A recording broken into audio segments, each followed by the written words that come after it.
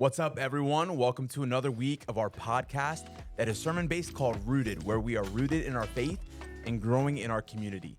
And today I'm joined by the one, the only, Pastor Mark. The one and the only. Okay, that's never heard that title before. World. And also joined by our very good friend. You guys know him. We all love him.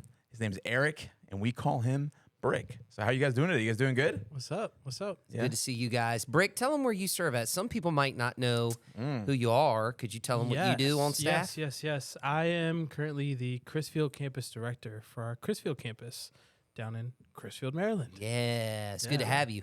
First episode for you on Rooted. So good to have you here. Thank you so Brick, much for having call him me. Brick.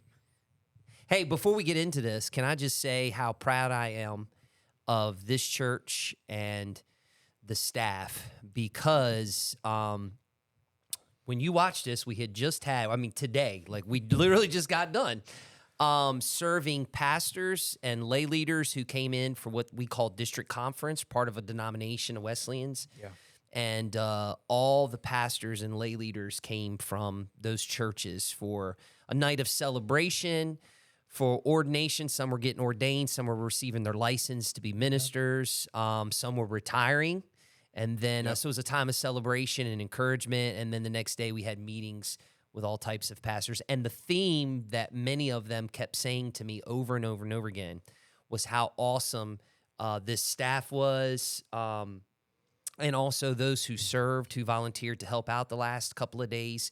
And it's just a testament. And when they say, "Oh man, they were just amazing. This team is great, and the people here are amazing," my answer was, "I know," and I do, because they are. The people of this church are incredible. Yeah, the staff is amazing, and it's just a privilege to serve with you guys, to just be a part of this team. It's amazing. So proud of everybody on staff and the many who served. And it was just a great event. And so I just wanted to say thanks and. You guys are awesome. Yeah, and shout out to all the Emmanuel staff that are either watching this or literally in the room with us right now. Yeah. Yes. And so hey, everybody. For those of you guys that don't know, Pastor Mark is, he's the head of our church, but also the head of our team. And one thing he constantly reminded us of this past week, right? I mean, Eric, you can attest to this, is like keep the vision in front of us in terms of like the district conference, because we knew, it's gonna be work, it's gonna be sacrifice on our team's end.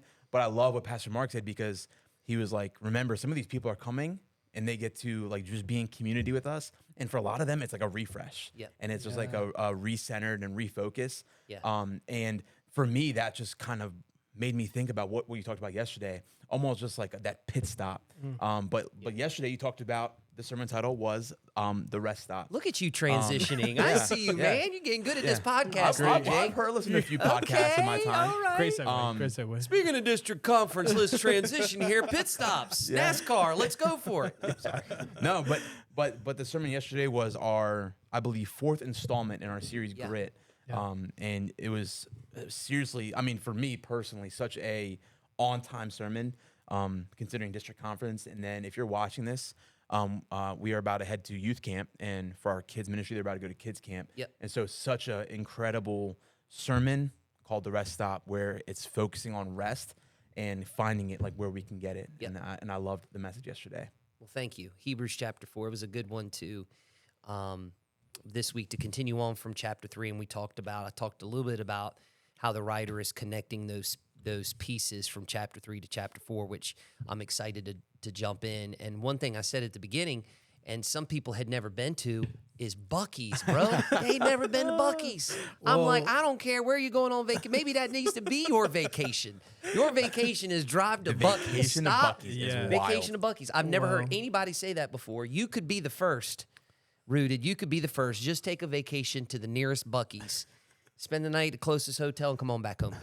And if you do it, make sure you let Pastor Mark know. Yes. The question is, have you ever been to Buc-ee's? And if you had, what's your favorite? This is not a promotion for Buc-ee's, by the way. No. I hate to burst your bubble, but no. I really have never been. Oh, So there's your vacation this summer. Jake, what about you? I've never been to Buc-ee's, but listen. My wife, Carly, loves Buc-ee's. She's traveled to Texas a few times for work. And whenever she goes down south, she always finds a Buc-ee's, and she always brings me back beef jerky. I'm telling you. And you. the beef jerky is extremely good. But if you could not pick Buc-ee's, let me ask you this: Ooh. what is your That's a good favorite question. rest stop? Now it could be a gas station, it could be a fast food place, and I also want to Okay. know from you because I have mine. I have my favorite. Oh, now this is going to be close for me. It's a mix. It's a toss up. It's a mix up with which one I prefer the most. Think I'm leaning Wawa, y'all. knew I it. think I'm I leaning knew it. Wawa. I'm not a Rural I- Farms kind of guy, you know. I saw that coming. I like Rural Farms, you know, but Wawa, I don't know what it is. Okay. I just Are you a hoagie guy? You like some sandwich, like a sub? I used to be. Okay. Before I used to be. You have to ask Sarah when we got married. Before we got married, I was still a bachelor. We were dating. And dude, I like ate every meal at Wawa. Like seriously, she's like, "What is the obsession with Wawa?" I'm like, "It's cheap, it's quick. I can get coffee and a hoagie all in the same place." You know what I mean? And Hoagie Fest used to be the deal, and it still is a good deal, but it used to be even better than it is now. But Eric, what about you? Oh my gosh. I would say my just gas station. no, it can be like, do or like gas a- station or like fast food, like somewhere where you would stop and like maybe it's like always found next to a gas station or Fair something enough. like that. I would have to say, and hear me out on this one. Oh, All right. no. This is a very nostalgic thing for me. Okay. 7-Eleven. Oh, making a comeback. Yeah. I Yes. didn't even think about that. 7-Eleven. Slurpees. Okay. Oh my gosh. What's the go-to to get in there? Oh, you know what? It's their hot dogs. Really? Okay. Yeah. Yeah. Okay. I used to always get them growing up. All right. I mean, probably not the healthiest. Tearing up some hot dogs. But yeah, but no. Part of that obviously is the nostalgia. I used to go all the time. We had a 7-Eleven right down from the church where I grew up. So my friends and I, after youth group, we would just walk Straight over, there. just go straight there and be in a mess and joke around so much. But yeah, but those Slurpees. So Slurpee and a hot dog is the go-to. Yeah, Okay. 100%. All right. And some chips with Love it. that. Oof. Okay. Oh, Well, let me had to. transition us now. We're going from hoagies and hot dogs. I didn't get to answer. And let's Yeah, tra- I didn't get to Oh, answer. okay. Look at you. Well, goodness. But the thing is, Go I was ahead, going to Pastor copy. Jay. The thing is, I was going to copy you. It's so much to the same reason is I had a Wawa right down the road from my church, and where my high school is, middle of cornfields, soybean fields. The closest like things that you could go get was Wawa because it was 5 minutes down the road. But Hoagies fueled my high school. There it is. Shout out Wawa. There it Shout out. is. But yeah, Let's get Not into the sponsored. message. Transition to message, Pastor Jay. so getting into the rest stop, there's a few really cool analogies which we'll get into about in the sermon. But your one of the things you said at the beginning really stuck with me, and I wrote it down. And you talked about rest not just being a physical thing, and how when we are weary, and like this is something I noticed even just being in ministry too. Weariness comes from down deep, and it can like be like it can infect or like be living in our soul. Yeah. And I loved that you highlighted that in order to get rest, it's not just us sleeping on the couch or watching a movie or taking Right. a day off of work. It's Right. so much more, so much deeper than that. So Yeah. yeah. Well, what's interesting about the human soul that we don't see in the culture and the society we live in today, you know, we live in a technological society. Technology is so advanced, and the reason why we continue to advance in technology is we're trying to do is make our life easier. That we would work less, that things would be comfortable, Yeah. and things would be easier. But what we see actually is that as ease increases, so does weariness. Interesting. I don't know if you've seen it or not, but it seems like we're living in a day and age now where in a world of comfort, on the outside, the exterior, the soul is so unsettled. Yes. Don't you know anxiety? Of course you know this. Anxiety is higher now than any other time before. Right. Yeah. Worry is higher now more than any other time before. Well, hold up a second. We're creating society to be easier, to be comfortable, to be more efficient, to make things easier on us. Yet the more weary we become, it's because we're not dealing with the real root. See what I Yeah. did there? It's root deposit. I see it. We're not dealing with the root of what is really going on inside the soul, and we think we can make life easier on the outside. Everything's going to be easier on the inside, but the opposite is true. Until you deal with the issues of the heart and the soul Dang. of where true rest comes from, you're never gonna find it. So good. I think that's what we're dealing with now in our culture. There's a lot of people tired and weary because they don't identify that true rest is something that you've got to find inside of your heart that can only come from God. It can't come from any other factor inside our society today. Yeah, and I think that's such a good and deep point that you made, and it really resonated with me.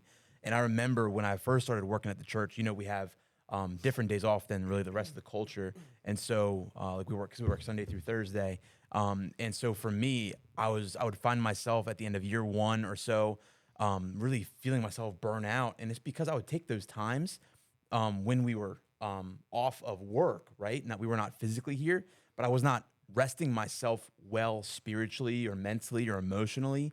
And it took me a few years to kind of get into that rhythm of doing that well. And so I want to share, like for me, one thing that helps me rest spiritually and emotionally. I'd love to hear from you guys as well. And I think for me, it's a lot of times going for a walk with my dog, just spending time in nature. These are tips I've gotten from Pastor Mark or from my mentor or people who have been in the faith longer than me. It's just like spending time in God's creation and like not having headphones in sometimes, right? Like, because I guess listening to worship music is like great, but for me, I can get easily distracted by that. So just spending time in God's creation, even if it's just for 30 minutes, just to reset, recenter, and just to really see how big God is in the world that we're living in. And another one would be to talk with people who care about me and care about my soul. That's something that really pours into me and helps me feel rested. And then on top of that, one thing that really helps me feel rested and I would say even seen and heard is when people ask me questions, and I have people in my life that do that. They check in on me, all that stuff. And for me, that's something that makes me feel really rested. So spending time in God's presence, obviously like reading our word and praying is really important. But those are just some maybe out of the box answers for me personally that help. And I'm sure you guys each have things that you do that kind of help you stay in rhythm. So maybe one of those things for like you, Brick. Wow. Yeah, I would say definitely knowing myself and how much of an extrovert I am.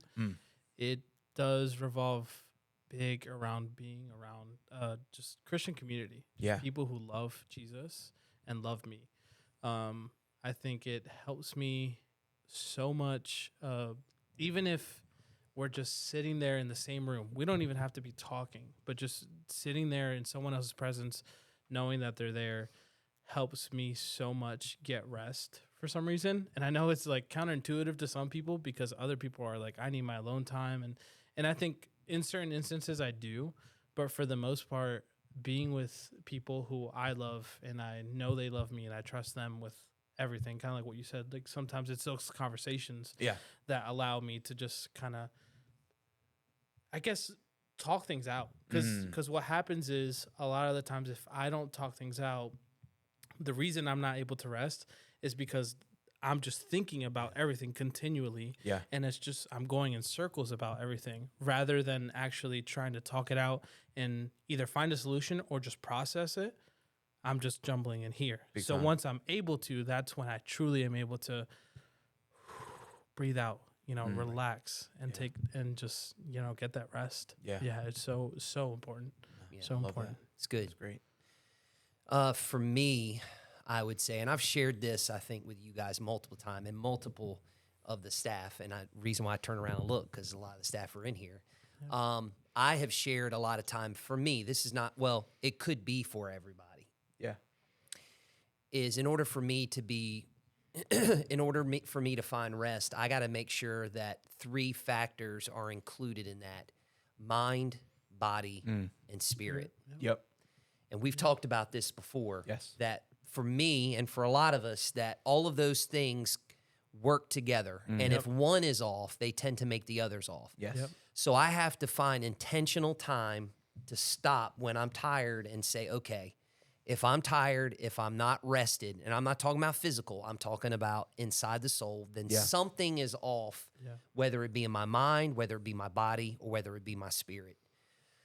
And typically I can find it. So to tell you how all these pieces tie together, there could be times where I'm a little off in my mind, like my thoughts are not great. Well, when I stop for a second and think about it, I'm like, okay, maybe my thought life is off because I haven't been working out. Some of you guys know working out is key for me because of just who I am. So I'm probably physically, am I taking care of myself? Yep. And sometimes there isn't. I've backed off of working out, or I'm not in the gym like I should be. That then plays the effect on my thought life, which then plays effect on my spiritual life as well. Does that make sense? Yeah. Yeah. Same thing with I could be working out and taking care of my body, but at the same time, if I'm not in the Word like I need to be and feeding my soul, then that affects my thought life, which then sometimes can affect, well, I don't feel like physically moving right now. You know what I mean? So it's all tied together. And so for me, the most amount of work I can do to make sure I get the rest that I need and not tired is to make sure that the mind, the body, and the spirit are focused and disciplined on the things that bring me rest. Yeah. I've got to make sure I'm intentionally, and that's what it is. Yeah. In order to not get tired, you have to intentionally set time, stop, remember, stop for a second and say, okay, the 3 areas I've got to take care of. Yes. In order not to get tired. I've got to make sure I'm in the Word. I've got to make sure that my body is physically moving somehow, whether it be in the gym or lifting weights or whatever it is for you, walking in nature or whatever. Yeah. And then I've got to make sure that I'm also taking care of my thought life. Yeah. I think for many of us, if we begin to do those things, it's amazing how they all are together and give us the rest, how they all work together and give us the rest that we need, the strength that we need, because that's the source of where our rest comes from. God is in all of those things to help us give us the rest we need. Yeah, and that's so good. I love hearing, every week. I know people love. I've heard it just from the congregation. Love hearing the almost like behind the scenes thoughts of like Pastor Mark, because we get to hear the sermon every week, and it really, it's so powerful. But to hear you like go into depth about things that you do, I love that. And that explanation really makes me think of the first point that you talked about, which is rest is recognized. And what you kind of just explained is almost like, I would maybe label it as a really high level of self-awareness. But I loved how you outlined in the book of Hebrews, the author is saying, hey, we have to look back over our lives and see what's misaligned, what is causing me to be tired, what is causing me to be energized, and really evaluate what's going on in our lives. And I love how you label those things that we can really look at, and we can take inventory of what's right, what's wrong. And then you also talked about within rest being recognized is also looking forward to find rest. So if you wanted to elaborate more on that, you feel free, but I love that point. For me, the theme that constantly keeps coming back in a lot of my messages, no matter what series, no matter what the topic is, I feel like I'm a perspective preacher. Like the theme that constantly makes its way back into every message is really getting a better perspective of life. Yeah. Because we are so easily distracted. Hey, I am easily distracted. And it seems like because I try to make it a priority. Whenever I get lost, it's because I've lost priority. Yep. And Wow. so it always becomes a thing for me. I have to constantly keep coming back to, okay, I've got to make sure I get my perspective straight in my life. And it seems to be the theme of my life. And that's what's happening really in the scriptures when he's talking about the Sabbath. If you think about the Sabbath, if you think about the Old Testament and the New Testament, how all that works together. Yeah. I think that deeper level I brought out Sunday is taking the time to look back, recognize the faithfulness of God. Yes. Yep. How good he has been. He's always come through. He's always been there for you. And then looking ahead, if God has done that in the past, he will do it again Faithful in to the do it future. And it's keeping that clear perspective that you can rest on that promise that gets you through whatever you're going through. Yeah. And it's like kind of going back to that full reliance on God, in that because this world is so full of anxiety and like worry and depression. And I loved how you outlined that on Sunday. And I also love the illustration that you used about life not being a line. Yep. and life being a loop. Yep. Man, Yeah. what? And I love the NASCAR Yeah. illustration, 'cause I mean, that's such a perfect picture, Yeah. really, of what life is. You got to keep going. You got to Yeah. keep going. And I explained it at the 11 o'clock a little bit differently at the close of it. I talked about how it is like a NASCAR around and around and around, but it's also very much like an airplane that circles Yep. the runway over and over and over again before it actually lands. It's going around and around and around, and it feels like it's not getting anywhere, but the whole time it's dropping altitude for its final descent. So you don't think you're really going anywhere, but you are going somewhere. I mean, you're coming down till you finally get to the place of your landing, and that's really what it's like at times. Yeah. But you got to stop and look at it for what it is. You might be circling the same thing in a loop, but it's at a different altitude. It's coming closer into wherever God is leading you or guiding you, that you are actually making progress. Look back, see how far you've come, Yeah. and look forward with faith into the future. That's so good. And in terms of like life being like that circle, how do you, maybe for either one of you, but how do you find yourself not becoming frustrated with living in that same loop, living in that same what maybe seemed like Pastor Mark maybe outlined on Sunday is like, oh, I conquered that problem, but here it comes again, and then I turn in the corner and I'm feeling better about it, but then here it comes again, because life is a circle and life is a loop. So how do you maybe not conquer, but how do you maybe deal with the frustration that maybe can come with maybe that life just kind of looping back and forth, if that makes sense? Brick? anything? we Some both bricklets? look at Eric like, all right, Eric, you take this question, buddy. Yeah. Wow. I would say, I don't know. For me, it really comes to talking it out. Mm. And I think in the season that I'm in, I'm learning to be able to just be real about things that are just, thoughts and emotions that are happening in my life. Where instead of just trying to fight through it, I'm just being real and talking about it, because that allows me to then process. Yeah. And usually it's 9 times out of 10, it's with a mentor, someone who's gone through some similar things. And that reminds me of that, what you were talking about, where there's change, things are happening, there's movement, and it may seem like it looks the exact same thing, the exact same way each and every day, but in reality, God is still moving. Yeah. There's new things happening behind the scenes that I might not even know about, but I just have to rely on my faith in Him, because we know He's moving, even if I don't feel it, even if I don't necessarily see it in the moment. And then in those moments, I'm also so key on making sure that, like, my Sabbath day, which I don't know about you guys, but mine, I love it on Fridays, because I'm just able to completely decompress, not do anything, try not to have anything on my schedule or do anything work-wise specifically, other than like emergencies. But on those days, I'm able to then remember and remind myself about His faithfulness, about how much He's come through before and how He's coming through again and again. And that stopping, that resting point Yes. is what gives you the strength to keep Yes. going in that loop. The Sabbath is so important. And I think in our culture today, we've lost that. Oh, maybe we never even had it truly down on what it was.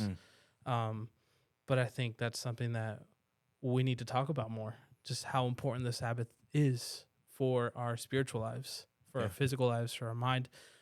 Going back to that, the way you explained it to me and a couple other staff members was it basically comes out to be like a chair or a stool, a 3-legged stool, that if you knock one of the legs out, the other 2 fall too. Right. So it's just impossible to not, be able to work on all 3. Like, it's so necessary to be working on all 3 at the same time. The mind, body, spirit. Mind, body, spirit. Yep. Yes.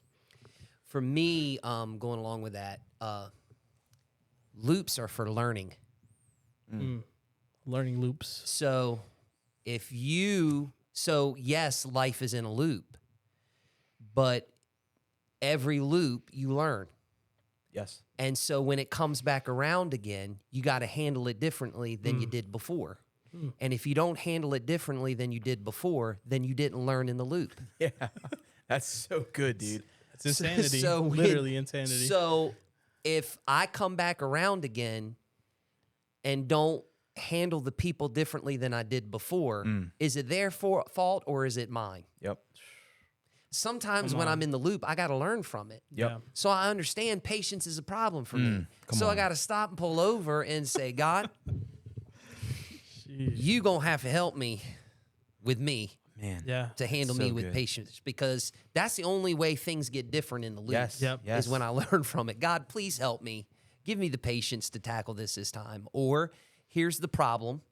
Okay, I faced it last time. What did I learn last time? Let's stop for a second and say, okay, God, That pit stop. help me Yep. learn, so that way I can get through this and learn a different a different something different in Man, my side, my that's spirit. Yeah. so good. So And the learning in the loop is such a nugget, man. And I remember when I was I did volunteer ministry for an organization called Young Life, and there'd be things that I would do in that season where I would become discouraged if 2 kids showed up to a meeting, or to a Bible study 5 kids showed up. And then I learned that in those seasons, the 4 years that I served volunteer there, God would show, hey, these kids will come in a season. And so sometimes there'll be 2 kids, sometimes there'll be 25, sometimes there'll be 10 kids at Bible study, sometimes there'll be 3. And it doesn't matter the amount of number in the season. It's like, will you trust me to be faithful no matter the number? And ministry isn't necessarily about numbers, and that's a whole different kind of conversation, but it helped translate to youth. And so when I came to be the youth pastor at Emmanuel, I'd be really discouraged at times if there's like not a lot of kids, or if I don't see a lot of fruit. And God's like, don't you remember who the God I was when you were in Young Life? And wasn't I faithful during those things? Right. And I love what you said about learning in the loop, because a lot of times I think us as people, we get frustrated. We're like, God, why won't you deliver me from this? Maybe it's because we aren't learning what he's trying to teach us, And I love how you said learning in the loop. And I know for me, I'm not perfect in that at all. There'll be things God's still trying to teach me. I'm like, God, why am I Yeah. But struggling we're with this? constantly there. I mean, Yes. it's Yeah. a constant learning season. It's Yeah. a constant development, But the key is stopping Yep.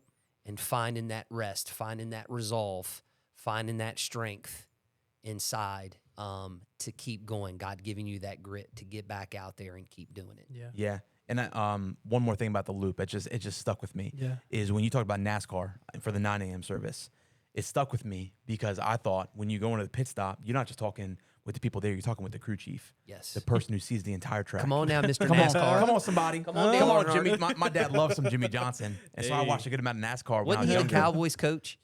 That's a different Jimmy Johnson. I guess more than one good Jimmy Johnson. But Earnhardt? the I crew don't know. chief, right? The crew chief sees the Yeah. entire track, and he can see. He's like, hey, this strategy that you're doing is not working. Yeah. Let's mess it up. Sheesh. Let's switch it up. Hey brother, you're wasting gas because you're doing this. Your tires are burning this way because you're being too aggressive on the inside lane. You know what? I don't know NASCAR talk. If somebody listening to NASCAR, Sounded good to me. Yeah, they believe me, so maybe you'll believe me. Yeah, we got you. But man, Holy Spirit is our crew chief. Yeah. God the Yeah. Father is our crew chief. That's Good. Good. And then God the Son is the one who laid the path that we should follow, right? And so learning in the loop, Pastor Mark, is such a incredible just little nugget for us to take away from Rooted this week. I just wanted to ask you if there's anything else that you felt led to share before we close out today. I think being able to recognize what season, stop for a second and understand what season are you in. I know for my wife and I, for Sarah, we have to stop and say, okay, is it a running season or is it a resting season? Yeah. Okay. So if it's a resting season, you rest, you stop, you create margin, you get what you need, you strengthen yourself because you know that a resting season is going to end and it's going to be a running season. Yeah. That means it's full tilt. Yep. It's constantly going. It's giving yourself away. It's helping others. And so you have to go from one season to the next. You can't live in one without the other. So resting season, you've got to receive. You've got to gain strength. You got to get poured into. You've got to build up your courage, build up your hope. build up your love, because you know in the next season you're going to run. You've Man. got to pour Yeah. yourself out, whether it be to your kids, whether it be your coworkers, whatever the case may be, whatever your schedule is like. You've got to make sure that you're getting what you need in the resting, so you're ready for the running. Does that make sense? Yeah. Love And I that. know Yeah. for us, that's what we have to do in seasons of ministry. We Yes. kind of look Mm-hmm. at each other and like, we running right now. Oh, we running. You know what I mean? Like, Yes. we're in the middle right now. We're in the middle of a running Yeah. season, Right. like in our own family life. You know what I mean? But we know there'll be times during the course of the summer we'll have to push back. We're going to have to stop. We're going to have to take time for our family. We're going to have to take time for us to get rested up, because Yeah. we know when the fall hits, then it's running season, Yeah. for the church. And as we're even now, we're starting to plan and process where God might be leading us for the months ahead. But you just have to figure out what season you're in, and make sure you do it with everything you've got when it calls for that season. Yeah, Love that's that. so good, because the way you're putting it is, it's a learning curve. Yeah. You don't just know that right away, Right. and it's also different for everyone. Yep. You're in a different season with Yep. 5 kids. Yep. Some teenagers. Yep. Some on the younger side. Me as a single Yep. male, no responsibilities. My running season and resting season look Looks completely different.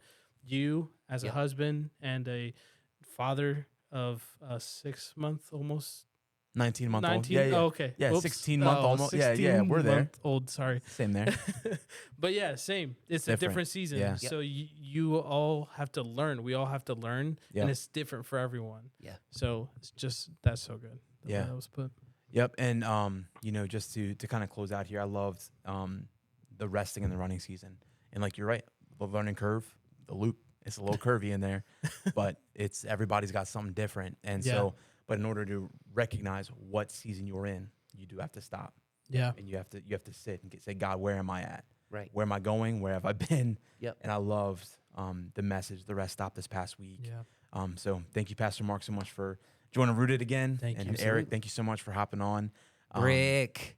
Welcome, brother. We'll call him Episode Brickless. 1 for him Brickless. in the books, And man. so as we close out, I'm going to pray, and just wanted to thank you guys again for joining us. So you guys pray with me. God, we love you so much. Thank you just for, God, this sermon series, Grit. God, thank you for the preparation, the Holy Spirit guidance that's all over this thing.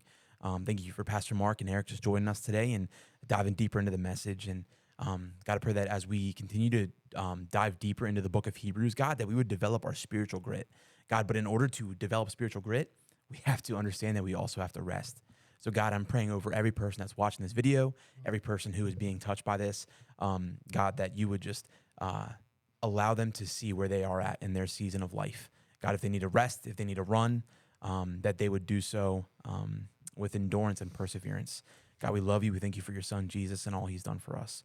We pray all this in his name. Amen. Amen. Amen.